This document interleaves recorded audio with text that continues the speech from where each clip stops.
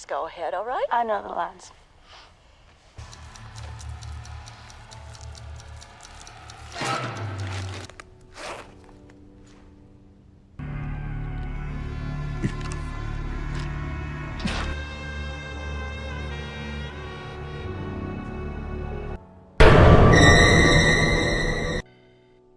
तो हेलो दोस्तों, welcome to हॉररलैंड। आज की हमारी मूवी एक popular horror slasher movie x का सीक्वल होने वाला है। एक्स मूवी में आपको याद ही होगा जहाँ पर पर्ल ने मैक्सिन के सभी साथियों को बहुत ही ब्रूटली मार दिया था, लेकिन एक अकेली मैक्सिन ही थी जो कि पर्ल और उसके हस्बैंड को मारकर वहाँ से जिंदा बचकर भाग निकली थी।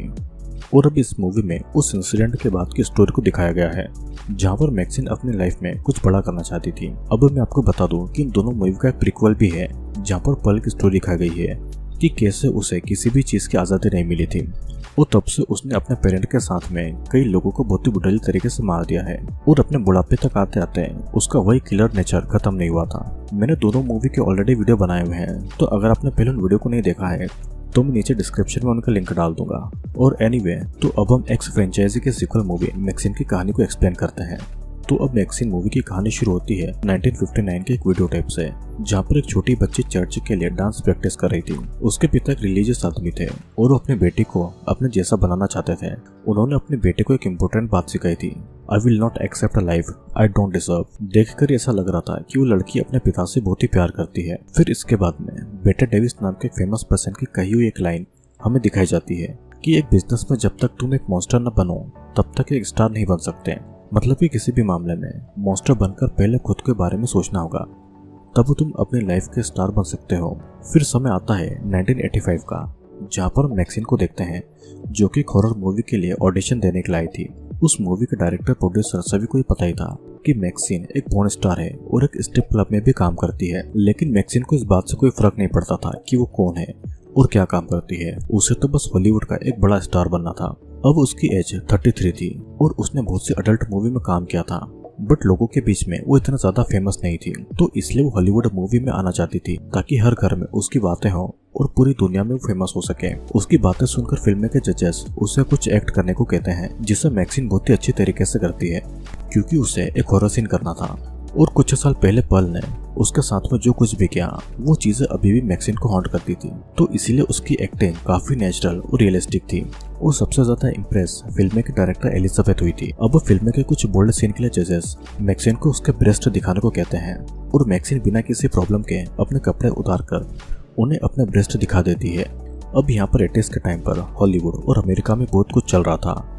यूथ ड्रग के नशे में फंस चुके थे, मूवी सैटेनिक थीम पर बनने लगी थी, वहाँ के सॉन्ग भी बहुत ही ज्यादा सैटेनिक वाले थे। लोग भगवान से ज्यादा सैटन की पूजा करते थे। कई जगहों पर सीक्रेटली सैटेनिक रिचुअल हो रहे थे और ऊपर से एक नाइट स्टॉकर नाम का किलर लोगों को ब्रूटली मार रहा था और पुलिस उसे पकड़ने में भी नाकामयाब थी। फिर इधर ऑडिशन देने के बाद में मैक्सिन अपने स्ट्रिप क्लब में जाती है और वहीं पर पॉर्न वीडियोस भी शूट किए जाते थे। मैक्सिन जब अपना मेकअप कर रही थी तब उसकी फ्रेंड एम्बर उसे एक पार्टी के बारे में बताती है जो कि हिल्स पर बने एक मेंशन पर होने वाली थी और वहाँ पर बहुत ही बड़े बड़े लोग आने वाले थे। एम्बर मैक्सिन को भी उसके साथ में पार्टी में चलने के लिए इन्वाइट करती है, लेकिन मैक्सिन वहाँ पर जाने के लिए मना कर देती है क्योंकि फिल्म के पहले वो किसी भी कंट्रोवर्शियल पार्टी में नहीं जाना चाहती थी। यहाँ पर हम देख पाते हैं कि मैक्सिन ने अभी भी ड्रग लेना नहीं छोड़ा था और एक्स मूवी के टाइम पर वो इसी तरीके के ड्रग को लिया करती थी। फिर काम खत्म करने के बाद में मैक्सिन अपने घर पर आती है जहाँ पर उसे उसके एजेंट और उसकी वकील लेरी का कॉल आता है, जिससे उसे पता चलता है कि वो म्यूजिक वीडियो में सिलेक्ट नहीं हुई है, लेकिन उसे एलिजाबेथ की हॉरर मूवी के लिए सिलेक्ट कर लिया गया है। इसे सुनकर मैक्सिन बहुत ही खुश होती है और ये बात वो अपने सबसे अच्छे फ्रेंड लियोन को बताती है। लियोन मैक्सिन के सामने वाले अपार्टमेंट में रहा करता था और उसकी एक वीडियो लाइब्रेरी थी जो कि उसी बिल्डिंग के नीचे थी। मैक्सिन को फिल्म में मिलने की बात से लियोन काफी ज्यादा खुश था क्योंकि अब मैक्सिन का नाम भी बड़े बड़े सेलिब्रिटीज के साथ में लिया जाएगा जिन्होंने अपने हॉलीवुड करियर की शुरुआत हॉरर मूवी से की थी। ऊपर से मैक्सिन को पुरिटन 2 मूवी का काम मिला था जिसका प्रीक्वल एक बहुत ही सक्सेसफुल हॉरर मूवी थी और मूवी के सेकंड पार्ट के लिए लोग काफी ज्यादा एक्साइटेड थे। इस फिल्म से मैक्सिन बहुत ही ज्यादा सक्सेसफुल होने वाली थी। अब वहाँ से मैक्सिन अपने काम स्ट्रिप क्लब में आती है। वहाँ पर एक रूम था जिसके बीच में ग्लास वॉल थी उसके एक तरफ मैक्सिन सेडक्टिव डांस कर रही थी और ग्लास के दूसरी तरफ एक पर्सन उसका डांस देख रहा था। उस पर्सन ने ब्लैक लेदर जैकेट और ग्लव्स पहने हुए थे। वो पर्सन मैक्सिन को देख सकता था लेकिन मैक्सिन उसे नहीं देख सकती थी। उस पर्सन के रिएक्शन से ऐसा लग रहा था कि वो मैक्सिन के डांस से बिल्कुल भी खुश नहीं था और उल्टा वो मैक्सिन पर बहुत ही ज्यादा गुस्सा था। गुस्से में वो ग्लास पर लगे हुए एक वुडन ब्लॉक को भी तोड़ देता है। फिर काम खत्म करने के बाद में मैक्सिन अपने एक फ्रेंड टेबी से मिलती है, जिससे उसे पता चलता है कि वो भी उससे हिल वाली पार्टी पर जाने वाली है जिसकी बात एम्बर ने उससे की थी। टेबी भी मैक्सिन को उसके साथ में पार्टी में चलने को कहती है लेकिन मैक्सिन उसे भी मना कर देती है। अब टेबी तो वहां से पार्टी के लिए निकल जाती है और मैक्सिन अपने घर की तरफ जाने लगती है, वो भी सुनसान रास्तों से। जबकि न्यूज में बार बार उसी नाइट स्टॉकर किलर की बातें हो रही थी। न्यूज रिपोर्टर लोगों को घर पर रहने और ग्रुप में बाहर निकलने को एडवाइस करती है, जबकि मैक्सिन को इन सबसे जरा भी फर्क नहीं पड़ता है। लेकिन कुछ ही दूर जाने के बाद में एक लड़का मैक्सिन का पीछा कर रहा था। मैक्सिन को भी पता चल गया था कि कोई लड़का उसका पीछा कर रहा है, लेकिन एक प्लेस ऐसी आती है जहाँ का गेट लॉक था और उससे आगे जाने का कोई रास्ता नहीं था। वो लड़का चाकू लेकर मैक्सिन पर हमला करने आता है, लेकिन मैक्सिन के पास में गन थी तो वो उल्टा उसे ही अपने गन के पॉइंट पर ले लेती है और उसे अपने सारे कपड़े उतारने के लिए मजबूर करती है। वो लड़का भी अपने सारे कपड़े उतारकर जमीन पर लेट जाता है, जिसके बाद में मैक्सिन अपने हिल से उसके प्राइवेट पार्ट को क्रश कर देती है और वहां से जाने से पहले वो कहती है कि आखिरी बार उसे मारने की कोशिश करने वाले पर्सन का उसने सिर क्रश कर दिया था। और यहाँ पर वो एक्स मूवी की पल की बातें कर रही थी। फिर वहां से घर पर आने के बाद में मैक्सिन लियोल के साथ में ब्रिटन मूवी देखते देखते सो जाती है। तभी डोर पर कोई नॉक करता है। मैक्सिन जब चेक करने जाती है तब तक वो इंसान वहां से जा चुका था। बस वहां पर एक एनवेलप पड़ा हुआ था जिसमें एक VHS टेप था। मैक्सिन जब उस VHS टेप को देखने लगती है तो वहां पर उसका वही फोन वीडियो था जो उसने पल मूवी के फार्म पर उस हाउस में एक्स मूवी के टाइम पर किया था। वो वीडियो देखकर मैक्सिन थोड़ी सी डर जाती है, क्योंकि अगर इस पॉर्न वीडियो में पुलिस ने उसे पहचान लिया तो पल के घर में हुए मर्डर में फंस सकती थी। फिर हम देखते हैं कि ब्लैक ग्लव्स पहनने वाला वही आदमी जो मैक्सिन का डांस देखने गया था, वो मैक्सिन के घर के बाहर है और उसने वो वीडियो टेप उसके घर के बाहर रखा था। और उस इंसान ने जोश नाम के एक प्राइवेट डिटेक्टिव को मैक्सिन को ढूंढने का काम दिया था। वो डिटेक्टिव वो सभी काम कर रहा था जो भी वो आदमी उसे कह रहा था। फिर अब हम टेबी और एम्बर को देखते हैं जो कि पार्टी में गए थे, लेकिन वहां पर उन्हें किडनैप करके उनका वीडियो शूट किया जा रहा था और उनका किडनैप उसी ब्लैक ग्लव्स पहने उस पर्सन ने किया था। अब अगले दिन मैक्सिन सोफी नाम की एक मोल्ड आर्टिस्ट के पास में आती है जो कि फिल्म के लिए उसका डुप्लीकेट मोल्ड स्कल्पचर बना रही थी। यहाँ पर मैक्सिन के हाथ पर उसी गन शूट का जख्म को देखते हैं जो कि पल ने उसे दिया था। फिर सोफी मैक्सिन के हेड से नेक तक उसे मोल्ड डालकर सामान लेने के लिए बाहर चली जाती है और वो मैक्सिन को 10 मिनट तक वैसे ही बैठे रहने को कहती है। कुछ टाइम तक मैक्सिन वैसे ही बैठी थी, लेकिन अचानक वो पल को हेलुसिनेट करने लगती है। उसे ऐसा फील होता है कि पल फिर से उसे अजीब तरीके से टच करके उसे अब्यूज कर रही है। मैक्सिन पैनिक होती है जिससे कि वो चेयर से नीचे गिर जाती है और वो मोल्ड की वजह से सांस नहीं ले पा रही थी। किसी तरह वो उस मोल्ड को हटाकर सांस लेती है और उसकी जान बच जाती है। तभी सोफी भी वहां पर आकर उसे संभालती है। यहाँ पर पुलिस को टोबी और एम्बर की डेड बॉडी एक पार्क के लेक से मिलती है। दोनों की बॉडी पर सैटेनिक सिंबल को उनकी स्किन को जलाकर लगाया गया था। देखकर ही पता चल रहा था कि मरने से पहले उन्हें काफी ज्यादा टॉर्चर किया गया होगा। दूसरी तरफ मैक्सिन को फिल्म के क्रू मेंबर से फिल्म की स्क्रिप्ट मिलती है। साथ ही उसे उसकी कार में एक एनवेलप मिलता है जो कि कोई उसकी कार में छोड़कर चला गया था। उस एनवेलप में उस इंसान ने अपना नंबर भी छोड़ा था और साथ ही वहाँ पर मैक्सिन की स्कूल की फोटो भी, और वो भी उसके पूरे नाम मैक्सिन मिलर के साथ में। मैक्सिन उस नंबर पर कॉल करके उस इंसान से पूछती है कि उसे क्या चाहिए। तो वो मैक्सिन को एक रेस्टोरेंट में मिलने के लिए बुलाता है। साथ ही उसे धमकी देता है कि अगर मैक्सिन उसे मिलने नहीं आई तो पुलिस को बता देगा कि टेक्सास में पल के घर पर जो मर्डर हुए थे उसमें पल को मैक्सिन नहीं मारा था। जिसके बाद मैक्सिन उस पर्सन से मिलने के लिए जाती है और हम देखते हैं कि वो पर्सन और कोई नहीं बल्कि जॉन था। जॉन मैक्सिन को उस ब्लैक ग्लव वाले पर्सन से मिलने को कहता है। उसके मुताबिक वो पर्सन बहुत ही खतरनाक है और उस पर्सन के कहने पर ही उसने मैक्सिन को ढूंढकर निकाला है। अगर मैक्सिन उस पर्सन से नहीं मिलेगा तो पुलिस को बता देंगे कि उसने पल को मारा था। भले ही पल ने उसके सभी दोस्तों को मारा हो, लेकिन पुलिस मैक्सिन को ही उन मर्डर का मेन किलर मानेगी। तब मैक्सिन उसे बताती है कि उसने अपने दोस्तों को नहीं मारा था। कोई भी प्रूव नहीं कर सकता था कि उसने वो मर्डर किए थे।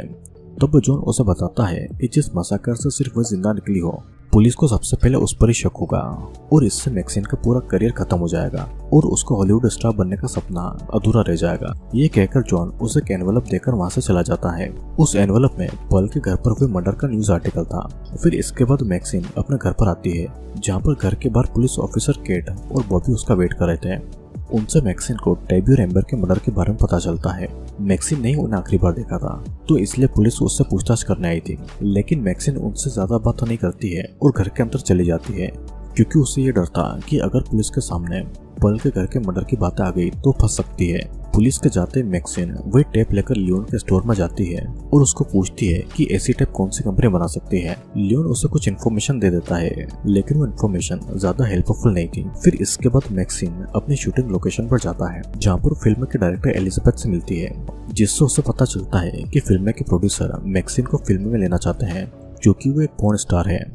लेकिन एलिजाबेथ को मैक्सिन की एक्टिंग बहुत ही रियल लगी थी और उसका इनोसेंट फेस उसे बहुत ही पसंद आया था, तो इसलिए उसने मैक्सिन को फिल्म में लेने का डिसाइड किया है। वैसे भी एलिजाबेथ जैसी हॉरर मूवी कोई भी नहीं बना सकता, तो इसलिए प्रोड्यूसर को उसकी बात माननी होगी। उसे शूटिंग लोकेशन पर बहुत सारे पॉपुलर मूवी जैसे कि साइको और कॉन्जरिंग के सेट्स दिखाई देते हैं। तो वहीं पर एक घर में मैक्सिन पल को देखती है, लेकिन ये बस उसका एक हेलुसिनेशन था और आजकल टेंशन की वजह से उसे बार बार पल के विजन आ रहे थे। वहीं पर मैक्सिन ये भी देखती है कि कुछ लोग हॉरर मूवी के खिलाफ प्रोटेस्ट कर रहे हैं, क्योंकि हॉरर मूवीज में सैटेनिक रिचुअल, न्यूडिटी और कई सारी खराब चीजें दिखाई जाती है। उन लोगों को इग्नोर करके मैक्सिन वहां से जाने लगती है। फिर कुछ दूर जाने के बाद में वो नोटिस करती है कि जॉन उसका पीछा कर रहा है और उसका वीडियो भी शूट कर रहा है। तब एक जगह पर मैक्सिन अपनी कार को रोकती है और कार की कीज को अपने फिंगर में फंसाकर जॉन को कई बार पंच करती है, जिससे कि जॉन की नाक टूट जाती है और उसकी नाक से बुरी तरीके से खून निकलने लगता है। जाने से पहले मैक्सिन उसे धमकी देती है कि अगर जॉन ने उसका पीछा नहीं छोड़ा तो उसके साथ में और भी बुरा होगा। अब वहां से वो अपने एजेंट लेरी से मिलती है, जिससे वो जॉन के बारे में सारी बातें बता देती है। लेकिन अब उसे टेंशन हो रहा था कि कहीं उसके पास्ट की वजह से वो हॉलीवुड में नाम न कमा पाए। तब लेरी उसे घर पर जाकर मूवी की स्क्रिप्ट पढ़ने को कहता है और बाकी जो कुछ भी होगा वो उसे संभाल लेगा। मैक्सिन अब उसकी जिम्मेदारी है और वो उसे हॉलीवुड का सबसे बड़ा स्टार बनाकर ही रहेगा। फिर मैक्सिन अपने घर पर जाकर मूवी की स्क्रिप्ट पढ़ती है और उसी बिल्डिंग के नीचे लियोन अपनी शॉप पर अकेला था। तभी वहाँ पर वही ब्लैक ग्लव्स पहनने वाला आदमी आ जाता है, जो कि लियोन के ऊपर हमला कर देता है। वो चाकू से लियोन के गले पर एक कट मारता है, फिर वो लियोन के हाथ में एक चाकू घुसा देता है। खुद को बचाने के लिए लियोन जमीन पर ही घसीटते हुए शॉप से निकलने की कोशिश कर रहा था। तब वो इंसान लियोन की पीठ पर चाकू से लगातार वार करता है, जिससे कि उसकी पूरी बॉडी से खून निकल रहा था और कुछ टाइम के बाद में लियोन तड़प तड़प कर मारा जाता है। फिर वो आदमी लियोन के कान पर लगे क्रॉस वाले ईयरिंग को उसके कान से उखाड़कर अपने साथ में ले जाता है और उस शॉप से बाहर निकलकर जॉन की कार में बैठ जाता है। अब अगली सुबह मैक्सिन को लियोन की शॉप के बाहर पुलिस दिखाई देती है और तब जाकर उसे समझ में आता है कि लियोन की मौत हो चुकी है। जॉन के कहने पर वो उस पर्सन से मिलने नहीं गई थी, तो इसलिए उस पर्सन ने उसके दोस्त को मार दिया। पुलिस ऑफिसर कैट मैक्सिन को लियोन की बॉडी दिखाती है, जहाँ पर उसके चेहरे पर वही सैटेनिक सिंबल बने हुए थे और अपने दोस्त को इतना ब्रूटली मरते हुए देखकर मैक्सिन को काफी बुरा लगता है। कुछ देर के बाद में मैक्सिन पुलिस स्टेशन पर जाती है, जहाँ पर पुलिस ऑफिसर कैट उसे टैबी और एम्बर की डेड बॉडी दिखाती है। उन दोनों की डेड बॉडीज पर भी वो सैटेनिक सिंबल बने हुए थे, तो इसलिए पुलिस को लग रहा था कि कोई सैटेनिक रिचुअल के लिए लोगों को मार रहा है और ये वही नाइट स्टॉकर किलर है। लेकिन फिर भी वे लोग मैक्सिन से इस केस के बारे में जानना चाहते थे, क्योंकि जितने भी लोग मरे थे वे सभी मैक्सिन के ही दोस्त थे और शायद उस किलर का अगला शिकार मैक्सिन हो सकती थी। अगर मैक्सिन उन्हें सब बातें खुलकर बताएगी तो वे लोग उसकी हेल्प कर सकते हैं, या फिर अगर कोई और लड़की उस किलर का शिकार बनने वाली थी तो वे लोग उसे बचा सकते थे। लेकिन मैक्सिन के मुताबिक उसकी कोई हेल्प नहीं कर सकता है, जो होना होगा वो होकर ही रहेगा और अगर कोई दूसरी लड़की उस किलर के जाल में फंसेगी तो वो उस लड़की का ही बेड लक होगा। और ये कहकर मैक्सिन वहां से अपने शूट पर चली जाती है। शूट पर एलिजाबेथ मैक्सिन को मोली से मिलाती है, जो कि पुरिटन की एक सक्सेसफुल एक्ट्रेस थी और मूवी के सेकंड पार्ट में वो भी एक्टिंग करने वाली थी। एलिजाबेथ चाहती थी कि मोली मैक्सिन को मूवी के लिए कुछ अच्छी टिप्स दे, क्योंकि ये उसकी पहली हॉरर मूवी होने वाली थी। मोली अकेले में मैक्सिन को यही टिप्स देती है कि वो एलिजाबेथ की हर बात को फॉलो करे, तभी वो एलिजाबेथ के गुड बुक्स में रहेगी और उसे आगे भी काम मिलेगा। पहली फिल्म के लिए मोली मैक्सिन को काफी ज्यादा सपोर्ट करती है। साथ ही मैक्सिन को बताती है कि आज रात को वो हिल में एक पार्टी के लिए जा रही है, जहाँ पर उसे शायद और भी कई सारे फिल्म के ऑफर मिलेंगे। फिर इसके बाद में मैक्सिन सेट पर ही इधर उधर घूमने लगती है कि तभी उसे वहां पर जॉन दिखाई देता है, जो कि अपने साथ में गन लेकर आया हुआ था। उसे उस आदमी के पास में ले जाने के लिए आया था। उसे देखकर मैक्सिन वहां से भागती है और जॉन उसका पीछा करता है। एक पॉइंट ऐसा आता है जहाँ पर जॉन ने मैक्सिन को लगभग पकड़ लिया था, लेकिन किसी तरीके से मैक्सिन वहां से भागकर एक घर के अंदर छुप जाती है और वहां के डोर को लॉक कर लेती है। जॉन भी उस घर के अंदर आने वाला था, लेकिन सिक्योरिटी गार्ड उसे सेट से बाहर कर देता है क्योंकि वो बिना परमिशन के सेट के अंदर घुस आया था। इन सब की वजह से मैक्सिन बहुत ही परेशान हो चुकी थी। उसकी परेशानी उसके फेस पर भी नजर आ रही थी। इसलिए जब उसे एलिजाबेथ देखती है तो वो उसे वीकेंड की छुट्टी देती है और उसकी जो भी प्रॉब्लम्स होगी इन दोनों में खत्म करने को कहती है, क्योंकि उसे शूटिंग के टाइम पर कोई भी झमेला नहीं चाहिए था और उसका डिसीजन बिल्कुल भी बुरा नहीं था। फिर उसी रात को मैक्सिन रेडी होकर एक नाइट क्लब में जाती है। उसे पता था कि उसका पीछा करते हुए जॉन वहां पर जरूर आएगा और जॉन वहां पर आता भी है, जो कि मैक्सिन का पीछा करते हुए बाथरूम तक जाता है, लेकिन वहां पर मैक्सिन नहीं थी। तभी वो बाथरूम का एक विंडो खुला हुआ देखता है और तब उसे समझ में आता है कि मैक्सिन वहां से भाग चुकी है। जिसके बाद में जॉन नाइट क्लब की बिल्डिंग के पीछे जाता है, जहाँ पर मैक्सिन अपने साथ में लेरी और अपने स्ट्रिप क्लब के मैनेजर जिम को लेकर आई थी। जॉन कुछ समझ पाता उससे पहले ही वे लोग जॉन के सर पर वार करके उसे बेहोश कर देते हैं। कुछ देर के बाद में जब जॉन की आंखें खुलती है तो खुद को एक अबैंडन बिल्डिंग में अपनी कार से बंधा हुआ पाता है और उसकी कार एक कार क्रैशर के बीच में थी, जिसे देखकर जॉन काफी ज्यादा डर गया था। वो मैक्सिन से उसे बचाने की रिक्वेस्ट करता है, जिसके बदले में वो मैक्सिन को सादमे के बारे में सब कुछ बताने वाला था, लेकिन मैक्सिन को उसकी बात में जरा भी इंटरेस्ट नहीं था। अब वो अपने साथियों को इशारा करती है, जिसके बाद में उस कार क्रैशर से जॉन की कार धीरे धीरे क्रैश होने लगती है और कुछ ही देर में कार के साथ में जॉन भी उस क्रैशर में पीस कर मारा जाता है और कार से बाहर आता है तो सिर्फ जॉन का खून और उसकी बॉडी के मांस के टुकड़े जो कि जिम का डॉग खाने लगते हैं। अब लेरी के हिसाब से मैक्सिन को बस अपने काम पर ध्यान देना चाहिए। जॉन की मर्डर को लेकर पुलिस को कोई भी सबूत नहीं मिलेगा, क्योंकि उसकी पूरी बॉडी उसके डॉग्स खा जाएंगे। वहां से जब मैक्सिन घर पर आकर न्यूज देखती है तो उसे पता चलता है कि उसी नाइट स्टॉकर किलर ने एक और लड़की को जान से मार दिया है। तभी उसे ये याद आता है कि मोली भी आज उसी हिल्स वाली पार्टी में जाने वाली थी, जहाँ पर एम्बर और टैबी गए थे। एम्बर और टैबी को तो वो बचा नहीं पाई, लेकिन वो मोली को बचाना चाहती थी, तो इसीलिए वो उसी एड्रेस के लिए निकल जाती है जहाँ पर उसे उस आदमी ने भेजा था। यहाँ पर पुलिस ऑफिसर कैट और बॉबी मैक्सिन का पीछा कर रहे थे ताकि वे लोग उसके जरिए किलर को पकड़ सके। कुछ ही देर में मैक्सिन एड्रेस पर लिखे हुए मेंशन तक आ जाती है। उस घर के एक रूम के अंदर वही वीडियो प्ले हो रहा था जिससे हमने मूवी की शुरुआत में देखा था, जहाँ पर वही छोटी बच्ची अपने पिता के सामने चर्च के लिए डांस प्रैक्टिस कर रही थी। यहाँ पर हमें पता चलता है कि वो बच्ची और कोई नहीं बल्कि मैक्सिन है और वो ब्लैक ग्लव्स पहनने वाला आदमी और कोई नहीं बल्कि उसके पिता अर्नेस्ट है। अर्नेस्ट भी वहीं पर था और दोनों की बातों से हमें पता चलता है कि अर्नेस्ट मैक्सिन को अपनी तरह एक रिलीजियस स्पीकर बनाना चाहता था, लेकिन मैक्सिन को किसी छोटी सी सिटी में रिलीजन के नाम पर कैद नहीं रहना था, तो इसलिए वो घर से भाग गई और उसने पॉर्न मूवीज ज्वाइन की। लेकिन फिर भी उसे वो फेम नहीं मिला जो कि उसे चाहिए था, तो इसीलिए वो हॉलीवुड के एक बहुत बड़ी स्टार बनना चाहती थी। अब अर्नेस्ट हॉलीवुड और पॉर्न मूवीज के लोगों से नफरत करता था। उसके मुताबिक ये लोग सैटन के रूल को फॉलो करते हैं और सोसाइटी को खराब कर रहे हैं, तो इसलिए उसने हॉलीवुड एक्सपोज नाम की एक खुद की मूवी बनानी शुरू कर दी, जहाँ पर वो हॉलीवुड और पॉर्न इंडस्ट्री से जुड़े लोगों को ब्रूटली मारकर उनका वीडियो बना रहा था और वो फाइनल सीन के लिए मैक्सिन को मारने वाला था। उसके बाद में वो अपनी मूवी रिलीज करेगा। उसकी इस मूवी को देखने के बाद में किसी में भी हिम्मत नहीं होगी porn movies, satanic movies, songs बनाने और ड्रग्स बेचने की। इतने सालों से वो मैक्सिन को ही ढूंढ रहा था, सिर्फ उसे सजा देने के लिए। वो खुद तो एक बहुत ही रिलीजियस आदमी था, लेकिन उसकी खुद की बेटी ही इन सब गलत कामों में फंस गई और इसीलिए उसे इसकी सजा मिलनी चाहिए। अचानक अपने पिता को इस तरीके से अपने सामने देखकर मैक्सिन बहुत डर जाती है और अर्नेस्ट उसकी गन भी छीन लेता है। अर्नेस्ट से डरकर मैक्सिन पीछे हट रही थी कि तभी उससे एक सूटकेस स्टेयरकेस से नीचे गिर जाता है। उस सूटकेस के अंदर से मॉली की बॉडी के कटे हुए पार्ट्स निकलते हैं। इन सब के बारे में मैक्सिन कुछ समझ पाती उससे पहले ही अर्नेस्ट एक प्लास्टिक बैग मैक्सिन के सर पर डालकर उसका दम घोटकर उसे बेहोश कर देता है। कुछ देर के बाद में मैक्सिन की जब आंखें खुलती है तो वो खुद को एक कोकोनट ट्री से बंधा हुआ पाती है। उसके चारों तरफ अर्नेस्ट के कुछ फॉलोवर थे और यहाँ पर अर्नेस्ट मैक्सिन को एक विच की तरह जिंदा जलाकर मारने वाला था और इन सभी इंसिडेंट की रिकॉर्डिंग के लिए कैमरास को भी रेडी किया गया था। अर्नेस्ट मैक्सिन की बॉडी पर भी गर्म लोहे से वही सैटानिक सिंबल बनाने वाला था कि तभी वहां पर पुलिस ऑफिसर कैट और बॉबी आकर उन्हें अपने कब्जे में ले लेते हैं। पुलिस को देखकर सभी फॉलोवर डर गए थे और तब अर्नेस्ट उन्हें पुलिस के खिलाफ भड़काने लगता है कि जब उनके बच्चे ड्रग, पॉर्न और सैटन के चक्कर में फंस गए थे तब पुलिस ने उन्हें नहीं बचाया था, तो इसलिए पुलिस भी उनकी दुश्मन है। ये सुनकर अर्नेस्ट के फॉलोवर पुलिस पर हमला कर देते हैं, जिसके बाद दोनों के बीच में गोलीबारी होने लगती है। इस दौरान कई सारे फॉलोवर गोली लगने से मर जाते हैं और अर्नेस्ट को भी गोली लगती है, साथ ही उसके कपड़ों पर भी आग लग जाती है, तो इसलिए खुद को बचाने के लिए वो स्विमिंग पूल में कूद जाता है।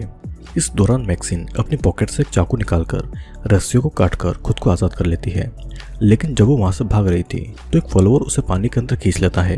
तब मैक्सिन उसी चाकू को उसके चेहरे में घुसाकर उसे जान से मार डालती है और स्विमिंग पूल से बाहर निकलती है। कैट और बॉबी मैक्सिन को वहीं पर रहने को बोलकर अर्नेस्ट को पकड़ने जाते हैं, जो इन सभी हंगामे के बीच में हॉलीवुड साइन की तरफ भाग गया था। लेकिन मैक्सिन वहाँ नहीं रुकती है और एक चाकू लेकर वो भी अर्नेस्ट को मारने के लिए निकल जाती है। वहाँ पर जाने पर मैक्सिन देखती है कि बॉबी को गोली लगी है, जो कि अर्नेस्ट ने ही उसे मारी थी। कैट मैक्सिन को बॉबी का ध्यान रखने को बोलकर खुद अर्नेस्ट को पकड़ने जाती है, लेकिन कुछ ही टाइम में बॉबी मारा जाता है।